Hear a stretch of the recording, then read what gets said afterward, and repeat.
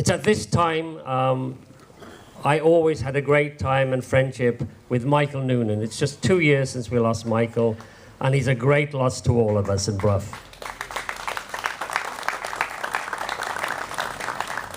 I also want to mention a great stalwart who came every year, who was a great speaker and a real authority on Joyce and Clancy and on so many other things. And that's Frank Prendergast, and we miss Frank dearly as well. Let's do a little welcome first. Happy birth, Bloom, it says. James Joyce, yes. Happy birth, Bloom, yes. And the people who like him, they gather to bless and commence. And indeed they, yes, I confess. And he wrote in the stream of consciousness, yes. Yes, where you don't say, your woman did this and then left.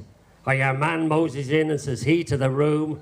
But Bloom, the hero, you're inside his head.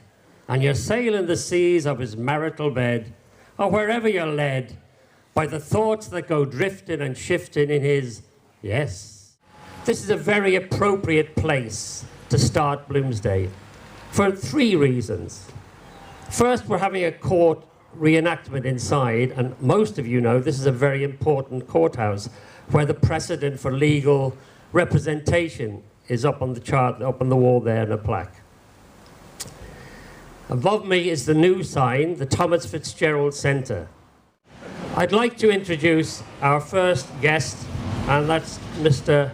Eddie Ryan, who's here representing the Mayor in his own right as Deputy Mayor. Thank you, Donald. Good morning, ladies and gentlemen, fellow councillors. I'm delighted to join you all here today for the launch of the Bloomsday Festival, an annual event that continues to grow in popularity year on year.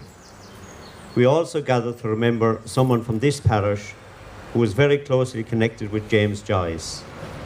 Former Mayor of Limerick City, George Clancy, was Joyce's best friend while both men were in college. Those around Joyce, including George Clancy, very much lived for the moment and followed their heart's desire. Whether it was writing about Ireland that they both loved or promoting the cause of Irish freedom, both men had a clear idea of what it meant to be Irish. In Joyce's own words, they lived and laughed and loved and left. On behalf of Limerick City and County Council, I want to congratulate the people of Bruf and the wider parish for your foresight and strong sense of community spirit in holding this event. I wish all of you a very enjoyable festival.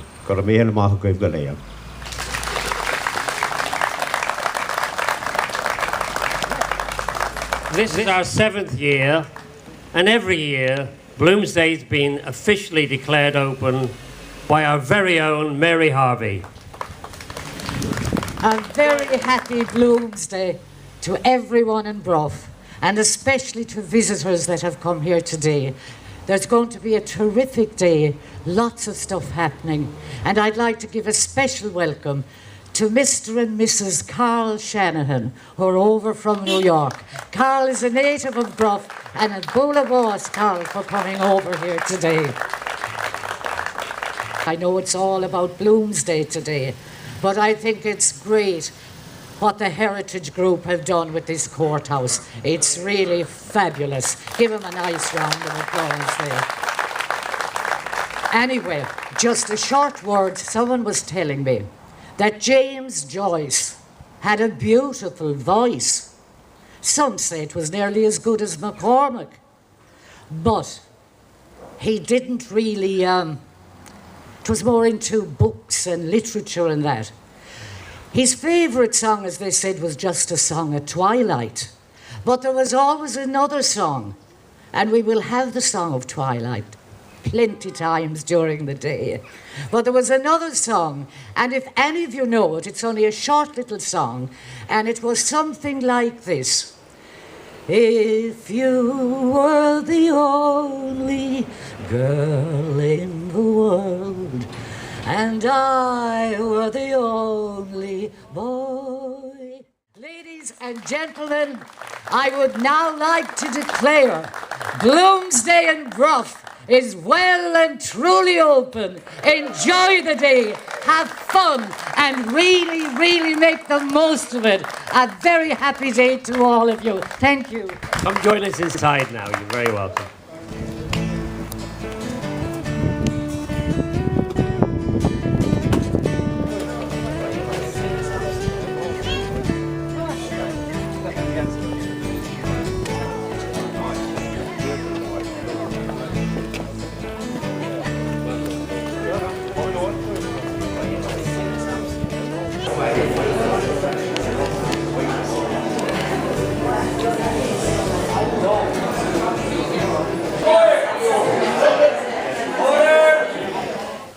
America and Ireland had different histories in the banning of books.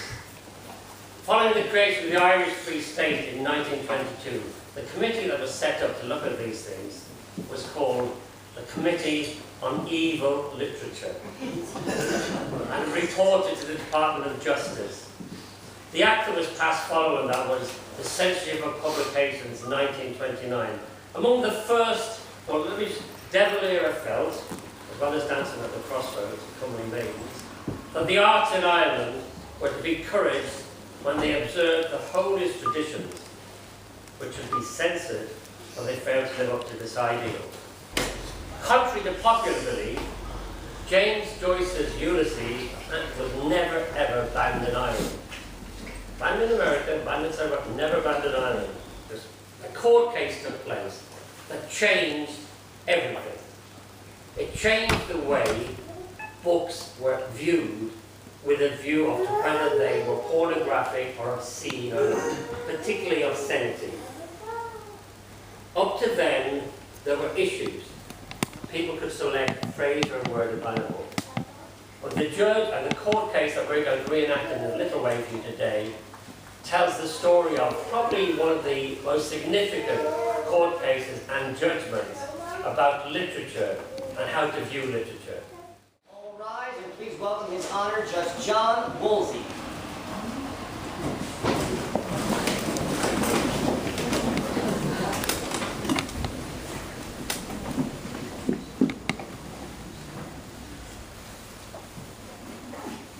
You may be seated.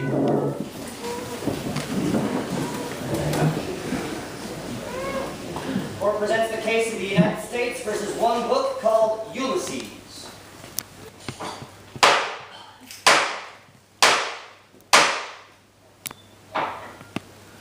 This is an important case and concerns the moral standards of this state and probably the whole of the United States. I warn all of you present, regardless of rank or status, make sure you behave in a respectful manner. Counselors, this case has caused me some considerable time, thought, and indeed some mental fatigue. I am not at all sure about this author or this book. This book has produced in me an element of skepticism.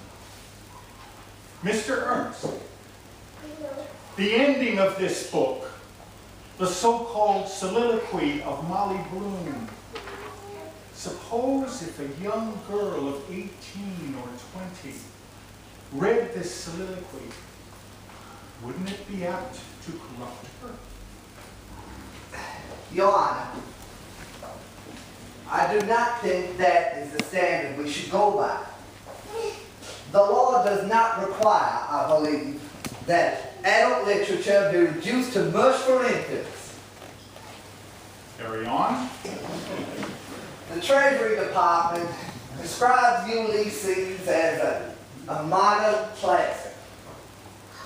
Now, if we accept the Webster's Dictionary definition of classic, then we must also accept that obscenity, which depraves and corrupts, cannot also be a work of acknowledged excellence.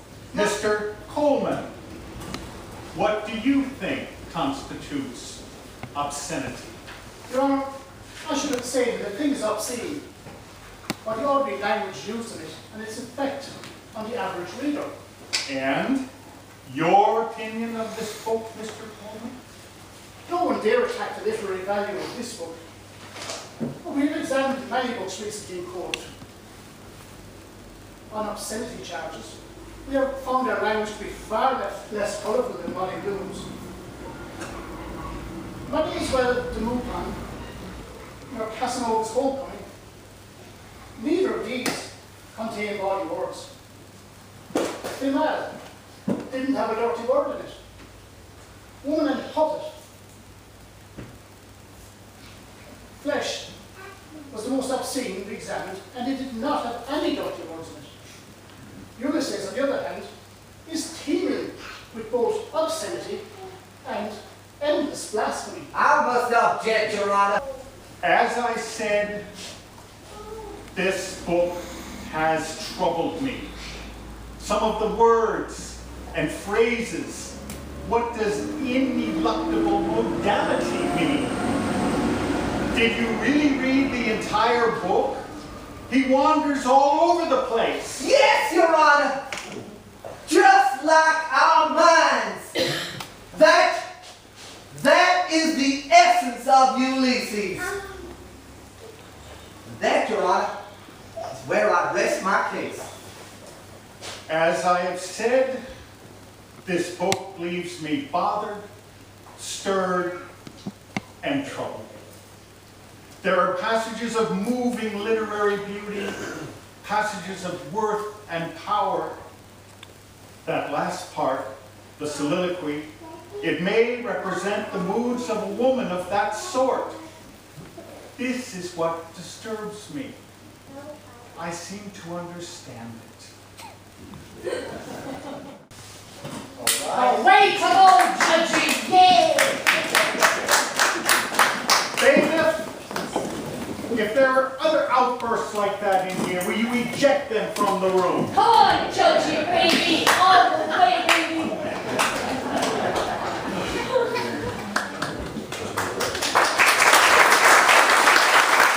Anyone who'd be upstanding for the judge's job, Wolf.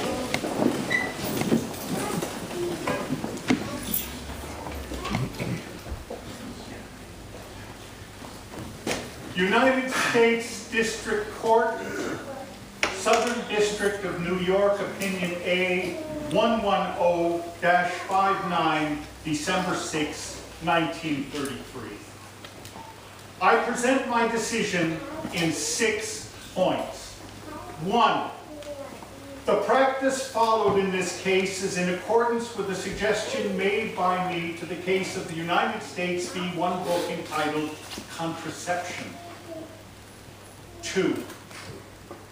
I have read Ulysses once in its entirety, and I have read those passages of which the government particularly complains several times. 3. The reputation of Ulysses in the literary world, however, warranted my taking such time as was necessary to enable me to satisfy myself as to the intent with which the book was written. 4. In writing Ulysses, Joyce sought to make a serious experiment in a new, if not wholly novel, literary genre. 5.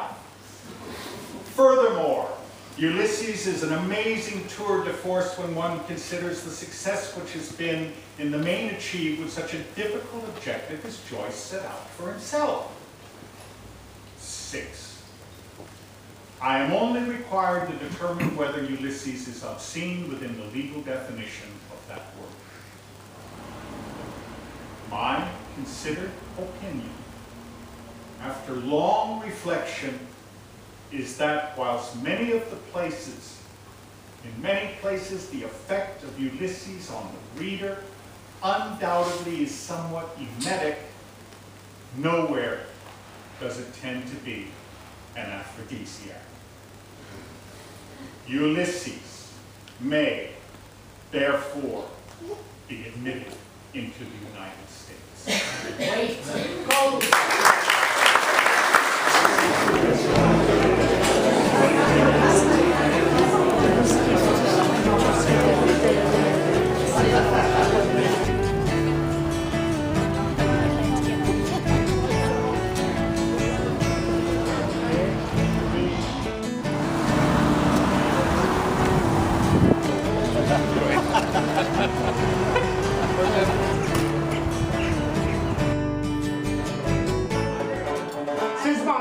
on to you, you come to the Galway races.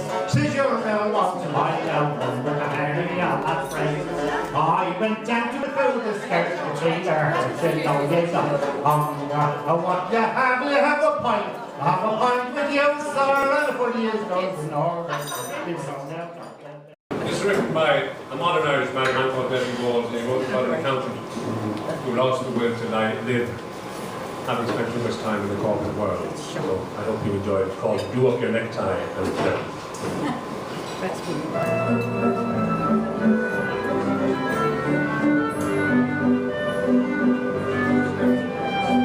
told me that life was a rat race, that winners must fight to come first, that losers are those that don't struggle enough, coming second was definitely worse. Ulysses is still selling 100,000 copies a year. Some people have read it right through and said, I didn't understand it. I think it's like, a pint of Guinness. I can remember my father first gave me a pint of Guinness. I was 16. And I drank it. And I thought, oh my God, do people really drink this stuff?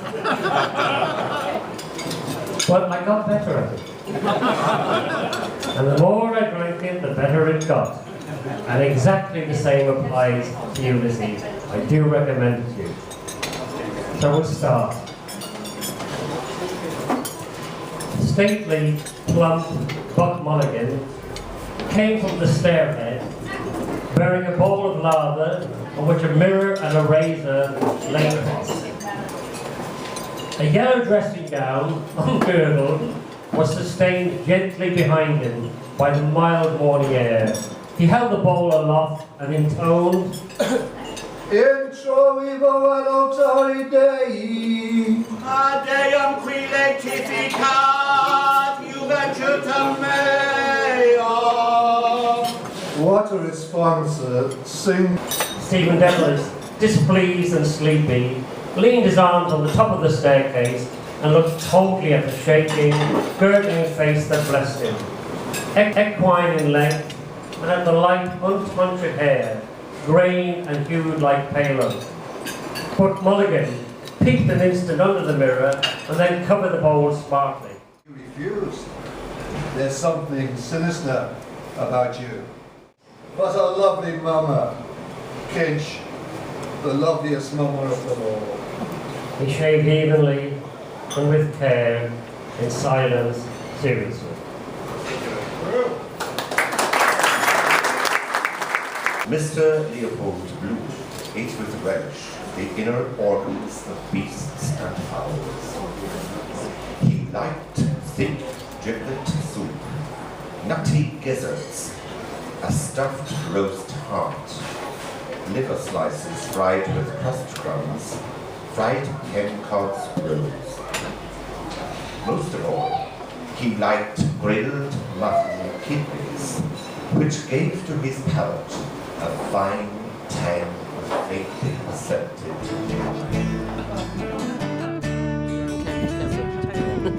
Are you doing stuff on Facebook?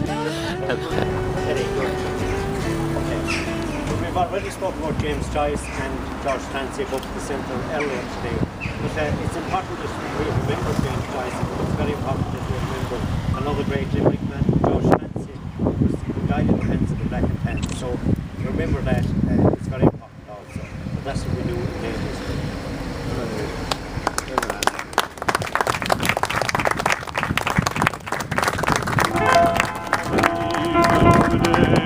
We hear a song of yore, deep in our hearts, it dwells forevermore. Carry on! Carry on! Where the hell are you? Bloody mongrel. When I get a hold of you, I'll kick you up the arse. Ah, now, citizen, steady on now. He sounds as if he's out there fighting the whole street. He had a lot of troubles with those big dogs from Clancy's. Man McManus, he can win with any horse he wants, when he wants. Well, can you believe it? Throw away a 20-to-1, a rank outsider. A glass of Burgundy and a bit of cheese and biscuit. I have to be out of here for a few minutes. No problem, mine and pepper and cheese coming up. Anyway, Paddy Dignam, dead. Maybe so, but they took the liberty of burying him this morning anyhow. They take the death of nature, God be merciful to him. Where's Bloom? Paddy Dignam, dead, Christ. Who said Christ? He's no good, that man. Christ is no good. I beg your parsnips. Good God, good Christ, after taking poor, we died him. Oh well, he's over all his troubles now. The scoundrel taking poor, we died him. That's enough now, quiet down now. Good day, gentlemen. How is everybody? Has Martin Cunningham been in yet? No, not yet. Bloom, what you have? Where have you been? No, nothing, thanks. Couldn't drink anymore. Could take one of those cigars, though. I hear Bailen is running a concert tour somewhere in the north. What? He is, isn't he? He is. Oh yes, that's quite true. It's more of a summer tour. It's just a holiday. Mrs. Bloom is the bright particular star, isn't she? Yes. My wife, yes, she is singing. I think it will be a success too. Boylan, he's an excellent man and a great organiser. You apostle to the Gentiles, universal love. Isn't that what we are told to do? Love your neighbour. Here. I wonder about you. People like you, Bloom. Your views. Why? Because I don't follow you? You're full of hatred. I belong to a race that is hated and persecuted this very moment, right now. You hate everyone, every nation. Persecution, the world is full of it. Force, hatred, and everybody knows that it's the very opposite to this that is really life. Do you even know what a nation is? Yeah. Well, what is it? Well, a nation is the same people living in the same place. Well, if that's the case, I'm a nation. I've been living in the same place for the last 5 years. What is your nation, may I ask? Ireland. I was born here. Ireland. Time for another sip. There's a Jew for you. All for number one. Cute as a shithouse rat. I beg your pardon. You are a one-eyed, one-view, twisted-view man. Someone make a bush for the door because I'm going to kill this bastard here in front of me. If someone don't move him out of the way. This money-grabbing Jew! Mendelssohn was a Jew. Karl Marx was a Jew. You're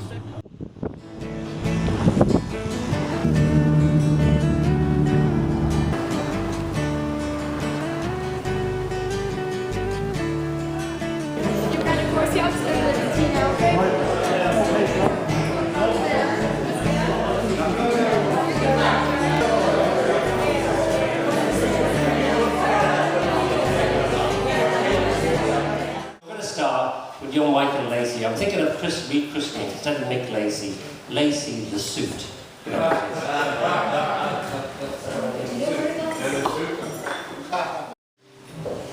This first song is a Jewish wedding song. Stay the Baxter, stay it untracked, tracked, untracked, against the enact. Venom to moon at persenum, venom to moon at persenum. Tumbala, tumbala, tumbala, like a tumbala, tumbala, tumbala, like a tumbala, like a friend of the like, tumbala, like a friend of season. Turtrenum, tumbala, tumbala, tumbala, like a tumbala, tumbala, tumbala, like a friend season, tumbala, like a friend season. This particular chapter is being interwoven with about 500 of the world's rivers into the language. About 103 of them appear on these 4 pages. It's really all about the language of water. the elder washerwoman, explaining the story to the younger. Well, Arun Garone did a Waverley line. Arun Garoma, she patterned and swung and sidled, dribbling her boulder through narrow mosses, the Dillisky Dreer on our drier side of the Vildevechfine, a Guinness, Carrara here, Carrera there, not knowing which midway or wester to strike it, either. Making Chattahoochee all-terrain she chew like Santa Claus at the Cree of the Pale and Puny, nestling to hear for their tiny hearties, her arms encircling Isabella, then running with reconciled Romulus and reins on like a lech, to be off like a dart, then bathing dirty Hans's spatters with spittle. On Raglan Road of an autumn day, I saw her first and knew that her dark hair would weave a snare that I might one day rue. I saw the danger and I passed along the enchanted way, and I said, let grief be a fallen leaf at the dawning of the day. On raft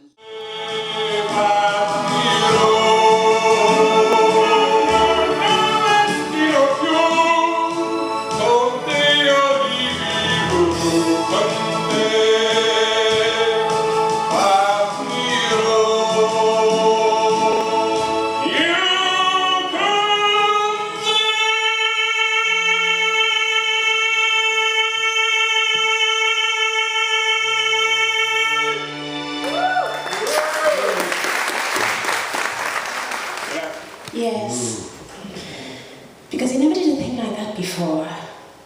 Asked to get you breakfast in bed with a couple of eggs. Yes, he came somewhere, I'm sure, by his appetite. Some little bitch or other he got in with. And the story he made up, a pack of lies trying to hide it. Yes, because the day before yesterday he was scribbling something when I came in the room to show him Dignam's death on the paper. He pretended to be thinking about business. Fool. He'll never find a woman like me to put up with him the way I do. There's a train somewhere. And Gibraltar. And the sea. Crimson sometimes like fire. The glorious sunset, yes. And Gibraltar, where I was a young girl and a flower of the mountain, yes. And I thought, well, as well him as another. And then I asked him with my eyes to ask again, yes. He asked me, would I say yes? Say yes, my mountain flower. Then I put my arms around him and I drew him down to me so he could feel my breasts, all perfumed. Yes. His heart was going like mad. And yes, I will. Yes. Thank you. And if you ever go to North Tipperary, I suggest that you go to Nina, or as they say in Nina. Walk up the main street towards Summerhill, keep going till you come to a door with the words "Push It" written on it with indelible mark. You will be outside Noel McQuaid's traditional Irish music emporium, and if you step inside, you'll know why it's the best traditional music shop in the world.